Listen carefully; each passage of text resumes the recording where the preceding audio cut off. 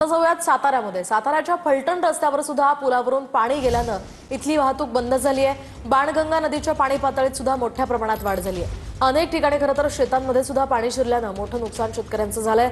तर सस्तेवाडीमधील नदीलगतच्या घरांमध्ये पाणी शिरल्यानं संसारोपयोगी साहित्याचं मोठं नुकसान झालंय। अधिकची माहिती जाणून घेऊयात आमचे प्रतिनिधी संतोष नलावडे यांच्याकडून। संतोष, काय सांगाल? सातारा जिल्ह्यात सध्या मुसळधार पाऊस कोसळतो आणि त्याचा हा परिणाम सध्या पाहायला मिळतोय।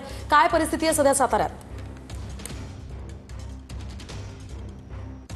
नक्कीच मोहिनी, मी सध्या जे सस्तेवाडी आहे फलटण तालुक्यातलं या भागामध्येच आहे आणि आता जर पाहिलं तर सस्तेवाडीहून जो फलटणला जाणारा मार्ग आहे या पुलावर देखील अजूनही पाणी कायम आहे।